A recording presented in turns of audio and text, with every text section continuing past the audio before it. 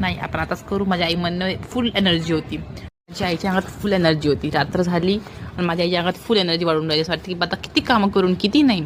आणि हे बघू शकतो मी प्लॅन मी आता तुम्हाला दाखवणार आहे, जे आई रिपोर्टिंग करणार आहे.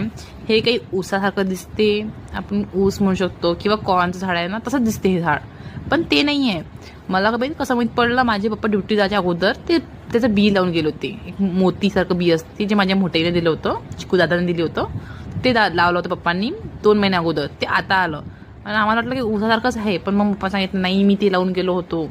तर मग आम्ही ते रिपोर्ट केलं. त्याला म्हणतात वैजयंतीमाला गार्लंड ऑफ विक्ट्री इंग्लिशमध्ये. तर तुम्ही बघू शकता गुगल सर्च करून. मी पण नाही पाहिलं अजून.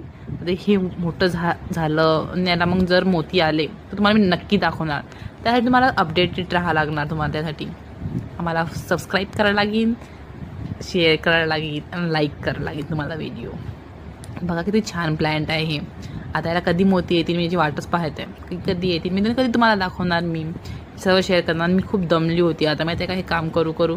मी आईने म्हणते चाल ना गं, तुम्ही बघू शकता माझी आई नाही मी काम करते. आई म्हणे हे इथं लावून दे आणि चल बापा आपण जाऊ आता आहे, तू एवढं काम कर म्हणजे माझं. मी आता ठीक आहे बाबा. मग मी आईला विचारलं पण होतं नंतर की आई तुला कसं वाटलं आता हे काम करू. नाही म्हणे चाल अजून थोडं काम बाकीचं आहे. म्हटलं आई चाल ना आता. ठीक आहे आता, ओके बाय गाईज.